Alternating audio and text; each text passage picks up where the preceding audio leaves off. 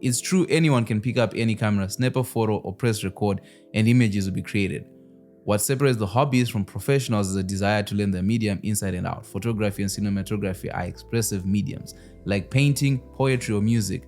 Image making is the pursuit of making the internal external, taking the image in your head, materializing it for the rest of us to see. Painters use pigments, poets use words, musicians use notes, and photographers use light. The term photography, after all, comes from the Greek translation, drawing with light. This is where the exposure triangle comes up. The first step in the process to understand the mechanics of a camera and how they work in combination to produce imagery. The focus of this video is exposure and how to manipulate light with the relationship between aperture, ISO, shutter speed. When you master these mechanisms, you can create a vast spectrum of images that communicate a powerful visual story. So, light is responsible for every image captured in both photography and cinematography. How a camera captures light is determined by three variables that make up what is known as the exposure triangle. The exposure triangle consists of three variables that are just how a camera captures light. 1. Aperture, 2. Shutter speed, and 3. ISO. Together, these three elements properly expose a shot. The three variables of the exposure triangle are all dependent on each other. For example, adjusting one of the three variables will entail an adjustment of another to maintain proper exposure. The exposure triangle is also referred to as the photography triangle and camera triangle. Although aperture, shutter speed, and ISO are the primary variables of the triangle that control exposure, although aperture, shutter speed, and ISO are the primary variables of the triangle that control exposure, each one also exposure. The road to properly exposing photos and video starts with aperture. While aperture is considered a camera setting, it's really a lens adjustment and affects two critical components of capturing image: light and depth of field. Aperture is the opening of the lens through which light passes. A large aperture lets in more light that will hit the camera sensor, whereas a small aperture lets in less light exposure. Aperture is calibrated in f-stops, written in numbers like f1.4, 2f, f2.8, f4, f5.6, f.8, and so on. The larger the number, the smaller the aperture. Think of f-stop number as the radius between the rim and the hole. A higher f-stop like f16 would measure well the space between the rim and the hole, and that's a smaller aperture. So on this lens that I have on my Sony a7 IV right now, this is a 2.8. So this is a f2.8 lens, which grows all the way to 22. So it means that the widest that this lens opens is at f2.8, and then the lowest it does is f22. Mostly after this, because it's a zoom lens, you start having to getting like prime lenses. But I do believe there are 1.8 zoom lenses that are out there. I don't know if there's a 1.4 zoom lens, but I think those will be in the range of a prime lens that just open there. So that just means the amount of light that's let in by your lens to the sensor. The size of aperture will dictate how much light passes through your lens into your camera, and that's how exposed your shot will be. Naturally, the more light that comes through the lens, the brighter the image will be. And then the next thing is, let's talk about ISO. Simply put, ISO determines how sensitive a digital camera sensor is to light. In a traditional film camera, ISO refers to a specific film stock sensitivity to light. ISO is measured in ISO values such as 50, 100, 400, 800, 1.6, 3.2. A lower ISO value such as 50 makes the camera sensor less sensitive to light. A higher ISO value such as 6.4 makes the camera sensor more sensitive to light. ISO might sound like it's too good to be true, so when shooting with limited light, and that is because increasing your ISO may brighten up your shot, but it does come at a cost of image noise. As we've touched on in the previous video, increasing your ISO may help brighten up your shot, but if your ISO is set too high, your camera sensor will become too sensitive and it will display more noise. Image noise is random variation in color information within an image. Noise causes textural and visual changes in shot that, when present in large amounts, can appear low quality and unprofessional. So how do you avoid noise? As a general rule, to shoot an image with more clarity, higher color range, and less noise, you want to keep your ISO as low as possible. A lower ISO also maintain a wider dynamic range. ISO also maintain a wide dynamic range, which measures the limits of how dark and light an image can be without losing detail. So in most cases, when it comes to ISO and these settings, what you want to play with is your lighting. So the intensity of your light, your settings, you just want to come up with your settings at one time and then set your camera and then play around with your lights. Because especially if you have studio lights or video lights, professional lights, they allow you to switch up the intensity and where you position your lighting as well, rather than focusing on trying to increase ISO. But there will be times whereby you're shooting and you don't have access to lights. Let's say you're outside in the dark. Then in those cases, you want to push your ISO, but you also want to adjust the certain parameters of your camera so that you don't get noise. And then the third thing is shutter speed. So what is shutter speed? A camera takes photos by exposing film or a digital sensor to light. The camera shutter acts like a barrier. It stays close to keep the light out when you're not taking a picture.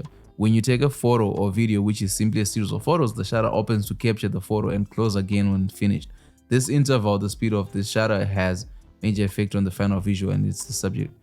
And that's the subject of what we're talking about. Shutter speed controls how long the sensor of the camera is exposed to light, measured in fractions of a second. For example, a shutter speed of 1/60 holds the shutter open for 1/60th of 1 second. When shooting with limited light, you may think it would be a good idea to adjust your shutter speed to let in light longer. So you set it at a 1/20. The downside of longer shutter speed, like 1/20, is the motion blur becomes much more prominent when you're either capturing a moving subject or the camera itself is moving.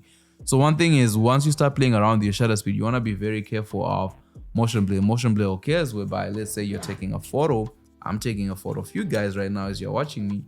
And then I go to snap it and then I move the camera. If you move or something moves and we have crazy motion blur, that's when the images come out. You're like, yo, bro, I don't know if you've taken photos with your iPhone and stuff like that, but you're like, come on, man. Knowing how to properly expose your shots is an obvious first step for becoming a photographer or videographer, but we'll also take a look at why overexposing and exposing with intention sometimes works and sometimes doesn't. Overexposure is when an image appears brighter than it should or brighter than neutral exposure. When too much light hits the camera sensor, it results in an extremely bright image that is overexposed. Overexposure limits detail on the photos and reduces distinguishable highlights for correction in post-production.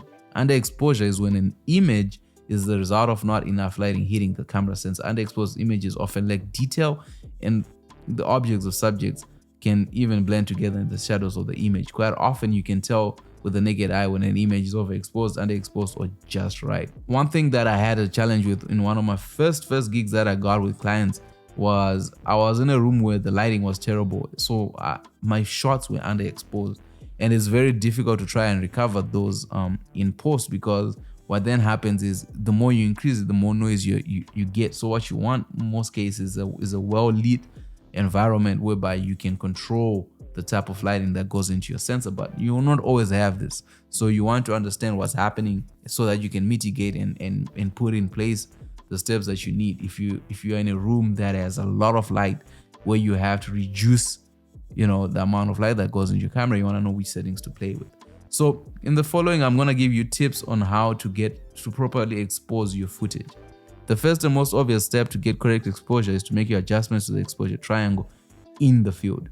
Step 1, set shutter speed. According to the 180-degree shutter rule, your shutter speed will be set roughly double your frame rate. This means at a commonly used 24 frames per second, your shutter should be set at 1/50. If you shoot at 30, for some weird reason, you want to shoot at 1/60.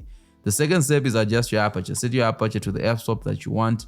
Artistically, remember, aperture controls the amount of light that enters the camera, affecting both the brightness and depth of field of the image. Larger apertures, more open, allow f1.4 allow more light, but they result in shallower focus. The opposite is also true with the smaller, more close apertures like f22, less light, but you get a deeper depth of field. Like one of the examples that I gave is, you know how you squint your eyes in order to see clearly, is the same thing that happens. And then the third step is to fine-tune your ISO. Since shutter and aperture are locked in at this point, the ISO becomes your variable to control the exposure. In an ideal world, the ISO would be set as close as possible to your camera's native ISO for the best dynamic range and for the most noise-free image. This is somewhere whereby I don't know about many other camera brands, but I know about Sony. Sony has dual native ISO, so you get both. You get one at the lower end. In this bad boy, I think the lower one is 640 and then the higher one is 3.2. And then for the FX3, which I'm recording on now, the lower one is 800 and then the other one is 12.8. So you have that dynamic range of ISOs that you can use. If your ISO is all the way down but the image is too bright, use an ND filter to lessen the light. If your ISO is raised all the way up but the image is too dark or so noisy that you need to drop your ISO back down, you need to return to your aperture and open it up further to let in more light. If your aperture is already wide open, you will need to either add more light or experiment with the ISO that provides the least trade-off in quality. There are multiple methods to ensure your exposure is set correctly. You can obtain proper exposure by adjusting shutter speed, aperture, and ISO in roughly this order, checking exposure with a light meter, photo bracketing and compositing in post for still photos, adjusting exposure in post-production. So in this video, I just try to give you guys a little rundown of what the exposure triangle is and how it affects your images and how you can improve your images. As somebody who struggled a lot of times, with my photography in terms of shooting in the dark, I had to learn this and I had to do a lot of research and I had to read it out. I had to write down my notes. I didn't want to come here and just tell you information that's not useful. I hope you gain some help with this. I hope you be able to expose your images a little bit better. A lot of times you find you don't really need new lighting to fix your shots. Sometimes what you need to do is just work on your exposure triangle and you're off to the races. It's all about light. It's all about lighting in everything that we're doing, and having an understanding of the color and everything that you're putting within your box. With that said, I hope you guys found some value. Subscribe to the channel if you enjoy videos like this. Let me know in the comment section which other video I should be making, and what your thoughts are on the exposure triangle. How do you get a proper exposure within your videos and pictures? With that said, see you in the next one.